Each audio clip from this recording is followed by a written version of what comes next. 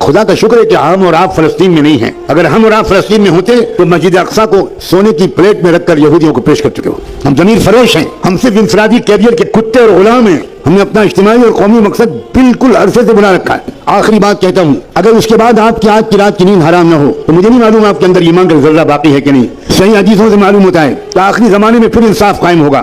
میں اس لیے کہہ رہا ہوں کہ پورے یقین سے کہہ رہا ہوں کہ نظام عالم بدلنے والا ہے. نظم عالم بدلے گا, نیا ورلڈ آرڈر آئے گا, ظلم کا دور ختم ہو کر رہے گا, انصاف کا دور قائم ہو کر رہے گا. مگر یہ سن کر آپ سوچیں گے واہ واہ واہ واہ واہ واہ واہ, یہ آخری بات تو حضرت نے کہی, بس یہ یاد رکھنے کی ہے, باقی تو اور لوگ یاد رکھیں گے. جب انصاف کا نظام قائم ہوگا تو ہمیں کیا فکر کرنے کی ضرورت ہے. اب سنیے آگے, امام مہدی کے جس جماعت کے ذریعے سے دنیا بھر میں ایک نیا ورلڈ آرڈر آئے گا, امام مہدی کے ساتھ صرف 12,000 مسلمان. سن رہے ہیں آپ, 1 ارب مسلمانوں میں سے 12,000 اللہ تعالیٰ چھانٹے گا. اس کا مطلب یہ ہوا کہ 12,000 کو مائنس کر دیجئے, باقی لوگ اللہ کے نزدیک مسلمان ہی نہیں. یہ ہے کیفیت. ہوش میں آؤ لوگوں, بے ہوشی سے نکلو. اپنی بیویوں کو سمجھاؤ کہ بہت ہو گیا میک اپ, بہت ہو گیا مسخرہ پن. کچھ لمحے کے لیے سیریس گفتگو بھی کرو اپنی فیملی سے. مستقبل اسلام کا ہے, میں قسم کھا کے کہہ رہا ہوں. مستقبل یہودیت کا نہیں ہے, مستقبل صہیونیت کا نہیں ہے, مستقبل برہمنیت کا نہیں ہے, مستقبل اسلام کا ہے. لیکن میں مستقبل مسلمانوں کا ہے یہ نہیں کہہ رہا ہوں. بہت فرق ہے دونوں باتوں میں. مسلمانوں کا مستقبل اور اسلام کا مستقبل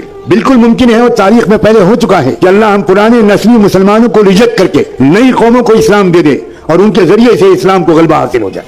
نسلی مسلمان ناکارہ ہو گئے. اللہ نے قرآن میں صاف کہا ہے وَإِن تَتَوَلَّوْا يَسْتَبْدِلْ قَوْمًا غَيْرَكُمْ ثُمَّ لَا يَكُونُوا أَمْثَالَكُمْ. اگر تم ناقدری کرو گے اسلام کی تو اللہ تمہیں بدل دے گا, تمہیں ریجیکٹ کر دے گا اور ایک نئی قوم لے آئے گا, اور وہ تمہاری طرح نکمی نہیں ہوگی.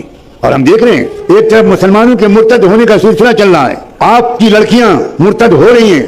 آپ نے جن لڑکیوں کو کالجوں میں بھیجا, ان کو موبائل دیا, ان کی تربیت نہیں کی, ان کے ساتھ نہیں بیٹھے, ان کو اسلام نہیں سمجھایا, ان کو قرآن نہیں سمجھایا, وہ لڑکیاں کیا کر رہی ہیں مجھے بتانے کی کوئی ضرورت نہیں. آپ اگر بے خبر ہے تو سوائے اس کے کیا